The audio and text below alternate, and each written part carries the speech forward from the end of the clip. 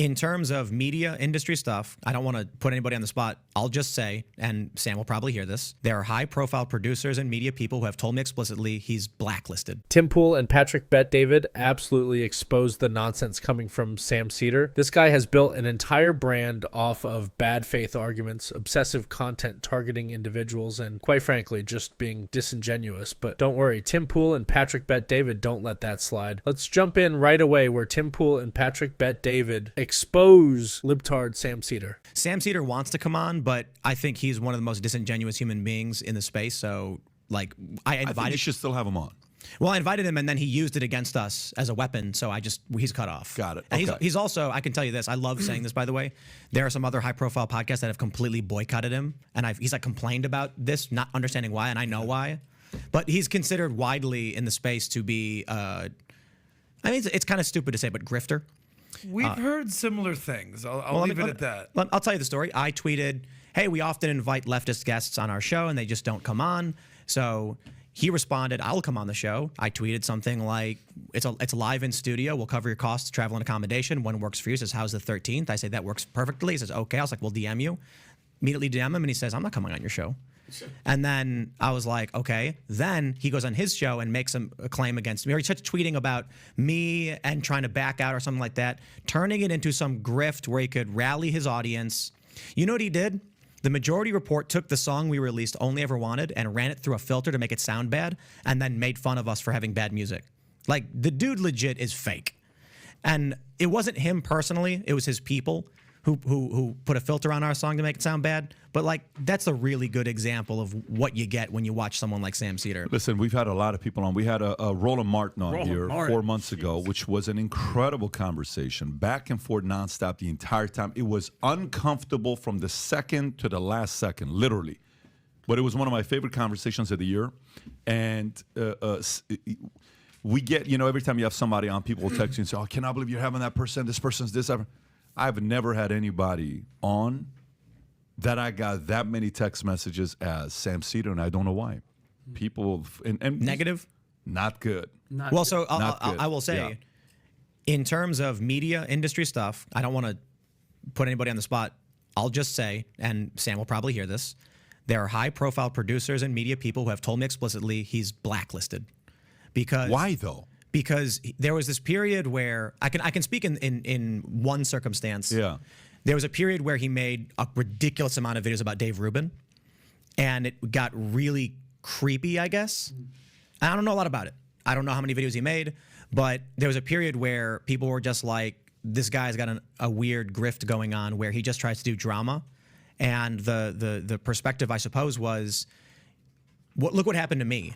When I said, hey, come on the show, he turns it into drama for his audience. Yeah, and this is exactly what makes Sam Seder such a joke in political discourse. So Tim Pool gives him an opportunity, and what does he do? He bails, then spins it into some narrative for his audience. That's not debate. That's not engagement. That's just low-effort drama baiting. Patrick Bet-David and Tim Pool are out here actually talking to people with different views, but Sam Seder, dude, just wants a headline. Look what happens when we released a song called Only Ever Wanted, and then his people ran it through this weird filter so it sounded awful, and they mocked us and insulted us. Like, that's the fake. That's my experience. I can only imagine that many others had a very, these all Majority Report Rubin clips. Yeah, and it just keeps going and going and going. He's obsessed with them. Let me ask you this, to use the metaphor that Milo Yiannopoulos, we're still talking about him, he's getting names. Is he kind of taking a page out of that book, Sam Seder? It's like, we're talking about him. Good for him. Good for him. I don't know. One of the best shows I think we've ever done was just the other day with Lance from the Surfs TV. I think his views are wrong. I think he's wrong, but it was funny. We had fun. He brought a tall boy Bud Light and cracked it open on the show. He gave his opinions, which we all countered, and then we were laughing together. I thought he was a good dude with bad views, and some views evil. Well, by the way, Sam Seder sat down here and he said, I think, holy crap, is that 168? Keep going. How many videos are there? That's as far as I can scroll. But you know what else? But let me ask you this though. Let's just take a second to process this. 167 videos about Dave Rubin. That's not just criticism, that's full-blown obsession. You gotta ask, is Sam Seder running a political commentary show or a Dave Rubin fan club? Tim Pool and Patrick Bet David call it exactly what it is. This guy thrives off of creating fake feuds instead of real discussions. So, I mean, yeah, this is why nobody in the serious political sphere respects him. When you see something like this, what do you think about when a guy's done 167 reaction videos on one He person? loves Get you. a personal Well, let me tell He you, vendetta. loves you. I mean, If you- that's if you not pull a up- good look. If you pull up me and you pull up David Pakman, you're going to find Biden and Trump, thousands of views probably. And it's fine. If you pull up my channel, you might find a couple dozen about the Young Turks, mostly because I'll respond to them saying something about me. Right. But this is like the Dave Rubin Review Podcast. Yeah.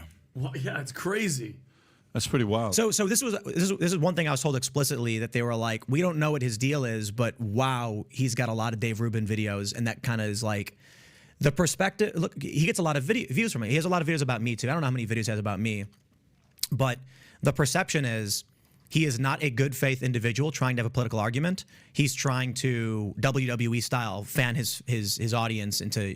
Would you say that he's a troll? I mean, look at this. Like, come on. Look at that. Look, scroll up. Look at that picture of me where they used Photoshop on my face. That didn't even look like you. Who is that? That's you? Tim Pool is a lying coward. Okay, sure, whatever. God. But I will tell you though, to me, this is Look not at this. Tim Pool haunted by Thanos. So, What the hell? Let me tell you the story too. It's a really good. Oh, they got another one from yesterday. So look at that. Tim Pool claims he's not conservative, shredded by Lance from the service. So I had a conversation with Sam Seder. This is one of the biggest challenges for me trying to talk with people like Sam Seder.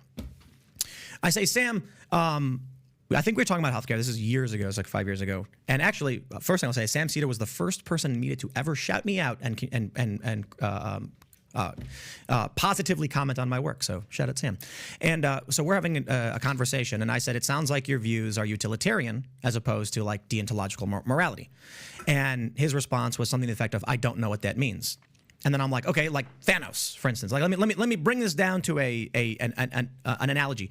Thanos in Avengers is a utilitarian. I will sacrifice half of the universe to save the other half, maximizing the amount of good. Deontological morality, you cannot take an immoral action, period. The idea that you would commit an immoral action against an individual is wrong. You can't cross that line. In doing so, he turned it into a meme saying, and then got all of his people to start tweeting at me nonstop because they didn't understand this, and I tried to relate to them. They insulted me for it.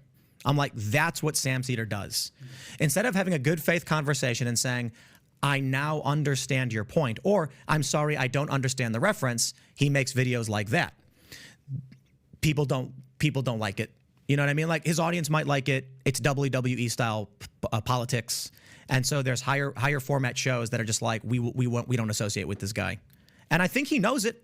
And I think what you were just saying about getting those messages, he knows it, and he complains about it a lot. It's like, bro, clean your act up and stop doing this stuff. And maybe you might find some redemption. But you know what? Far be it for me to tell you to stop doing what works. If it ain't broke, don't fix it. I'm sure the dude's making $1 million or something. At the end of the day, this isn't even a competition. Tim Pool and Patrick Bet David are out here putting in the work, creating real dialogue, while Sam Seder is just another bad faith, drama-chasing grifter. And honestly, people are catching on the blacklisting, the refusal of high-level figures to engage, and the obsessive content. Yeah, that speaks volumes. So if you want actual discussions, you know where to look. If you want WWE-style clown shows, well, you know where Sam Seder is.